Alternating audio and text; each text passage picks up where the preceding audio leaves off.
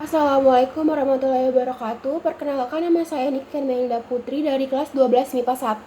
Di sini saya akan menjelaskan tentang ancaman disintegrasi bangsa. 1. Pemberontakan PKI di Madiun pada tahun 1948, yaitu terjadi pada tanggal 10 Agustus 1948. Musso datang ke Indonesia dan mengajak VDR atau Front Demokrasi Rakyat untuk membangkit bersama PKI.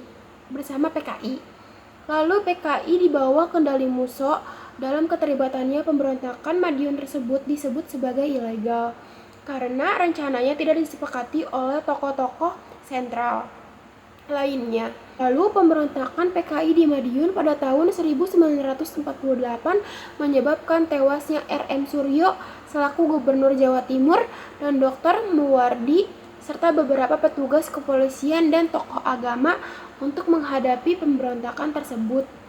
Dilakukannya operasi penumpasan yang dipimpin oleh A.H. Nasution pada tanggal 20 September tahun 1948. Operasi ini dilakukan untuk pengejaran Musso yang melarikan diri ke Sumoroto yang berada di barat Ponorogo. Operasi pengejaran ini berhasil menemukan Musso, lalu Musso ditembak mati dan Amir Syafruddin ditangkap di daerah Grobogan, Jawa Timur. Lalu Amir Syafruddin dijatuhi hukuman mati. 2. Pemberontakan Darul Islam atau Tentara Islam Indonesia (DITII).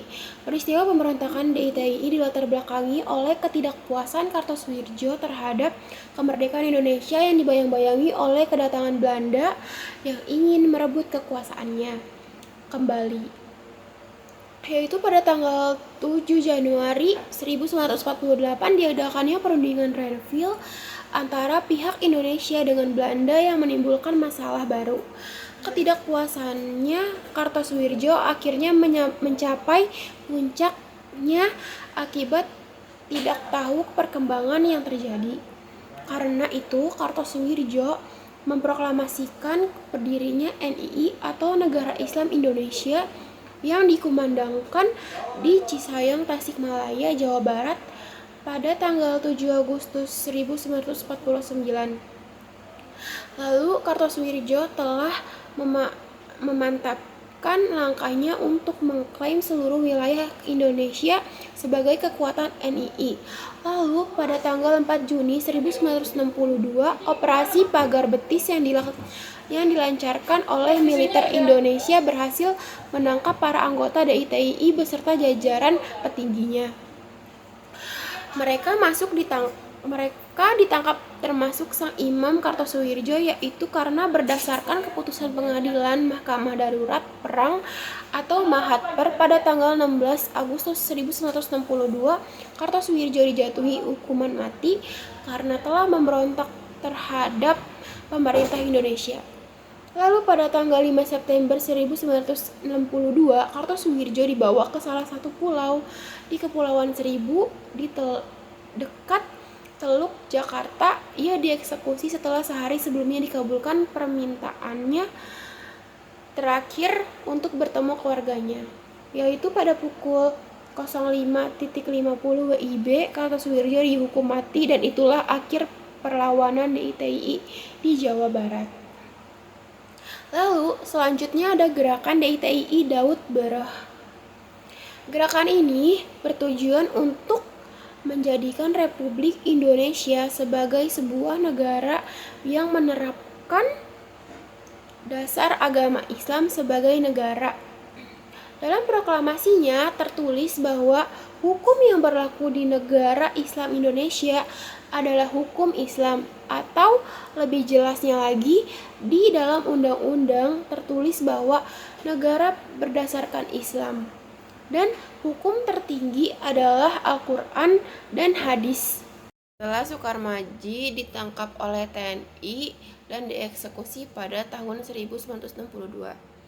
Lalu ada gerakan DITII Ibnu Hajar. Latar belakang terjadinya gerakan DITII di Kalimantan Selatan dimotori oleh Ibnu Hajar tidak terlepas dari pengakuan kedaulatan dari Belanda kepada Indonesia yang terjadi pada tanggal 27 September tahun 1949. Pengakuan kedaulatan tersebut merupakan hasil dari konferensi meja bundar yang digelar di Den Haag, Belanda sebelumnya. Hasilnya yaitu memuaskan bahwa Indonesia akan menerapkan sistem negara serikat atau yang kemudian disebut dengan nama Republik Indonesia Serikat. Selanjutnya akan dibentuk Uni Indonesia Belanda di bawah kekuatan Kerajaan Belanda. Lalu sebagian kalangan menilai keputusan ini bertentangan dengan cita-cita proklamasi kemerdekaan Republik Indonesia yang kemudian menyepakati bahwa Indonesia adalah negara kesatuan. Lalu Ibnu Hajar sendiri akhirnya membentuk pasukan gerilya yang bernama Kesatuan Rakyat yang tertindas, dipimpin oleh Ibnu Hajar. Lalu DITI Kartosuwirjo mengangkat Ibnu Hajar sebagai Panglima Angkatan Perang Tentara Islam yang bertugas di wilayah Kalimantan. Pada bulan Maret 1950, pasukan Ibnu Hajar mulai menyerang pos tentara Indonesia. Setelah penyerangan itu, pengikut Ibnu Hajar bertambah menjadi 250 orang dan memiliki 50 pucuk senjata. Lalu TNI melakukan operasi militer pertama pada tanggal 23 November 1959, yakni Operasi D5 yang terbagi atas sektor A dan sektor B. Operasi ini dilakukan selama 15 hari. Operasi selanjutnya yaitu operasi segitiga yang terdiri atas 3 sektor, yaitu sektor A, B, dan sektor C. Fase pertama operasi segitiga yaitu pada tanggal 10 Maret 1960. Lalu kekuatan DITI di Kalimantan Selatan pun mengalami perpecahan dan pada akhirnya Ibnu Hajar secara resmi menyerahkan dirinya pada Juli tahun 1963. Lalu Ibnu Hajar secara resmi mendapatkan hukuman mati pada tanggal 11 Maret 1965. Lalu ada pemberontakan DITI oleh Amir Fattah. Terjadi di Jawa Barat. Pemberontakan ini dipimpin oleh Amir Fattah dan Mahfuz Abdurrahman Kiai Somalangu. Pada tanggal 23 Agustus tahun 1949, setelah mendapatkan pengikut, Amir Fattah kemudian memproklamasikan diri untuk bergabung dengan DITI di Desa Pangasaran, Tegal. Pemberontakan di Jawa Tengah ini semakin kuat setelah Batalion 624 pada bulan Desember 1951 membelot dan menggabungkan diri dengan DITI di daerah Kudus dan Magelang. Pemberontakan DITI di Jawa Tengah dapat dilepaskan pada tahun 1954. Lalu selanjutnya ada pemberontakan Andi Aziz,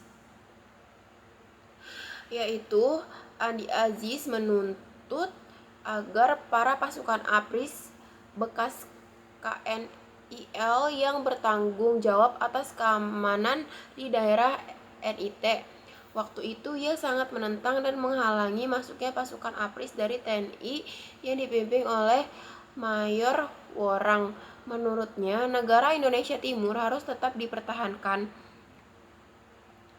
Singkatnya, latar belakang dari pemberontakan ini adalah penolakan Andi Aziz terhadap rencana penyatunya NIT ke dalam bagian Negara Kesatuan Republik Indonesia (NKRI). Kala itu, Andi Aziz merupakan golongan federalis yang menolak penyatuan tersebut. Lalu ada pemberontakan Republik Maluku Selatan atau RMS dipimpin oleh Dr. Christian Robert Stephenson Seumokil, bekas Jaksa Agung NIT atau Negara Indonesia Timur. Dia menyatakan berdirinya Republik Maluku Selatan dan memproklamasikannya pada tanggal 25 April 1950. Lalu ada Kabinet PRRI atau Permesta pada tanggal 10 Februari 1958. Didirikannya organisasi yang bernama Gerakan Perjuangan Menyelamatkan Negara Republik Indonesia yang diketuai oleh Letnan Kolonel Ahmad Hussein. Gerakan ini, Hussein akhirnya mendirikan PRRI atau Pemerintah Revolusioner Republik Indonesia yang berkedudukan di Bukit Tinggi dengan Syafruddin Prawira Negara sebagai jabatan presiden. Lalu ada pemberontakan G30 SPKI dalam usaha menyusun kekuatan dan merebut kekuasaan. PKI melakukan serangkaian kegiatan untuk membentuk biro khusus dengan Ketua Syam Kamaruzaman. Tugasnya merancang dan mempersiapkan perebutan kekuasaan dan melakukan infiltrasi ke dalam tubuh ABRI, organisasi politik dan organisasi massa. Menuntut dibentuknya Angkatan Kelima yang terdiri buruh dan petani yang dipersenjatai. Pada jam 22.00 WIB pada tanggal 30 September 1965, PKI mengadakan pemberontakan. Gerakan ini mereka namakan Gerakan 30 September yang dibagi atas 3 kelompok tugas, yaitu Komandan Penculikan dan Penyergapan yang dipimpin oleh Letudul Arif atau pasukan Pasopati, yaitu komandan penguasaan kota dipimpin oleh Kapten Suradi. Pasukan Bima Sakti, yaitu komandan basis dipimpin oleh Mayor Udara Gatot Sutrisno. Pasukan Gatot Kaca, komandan penculikan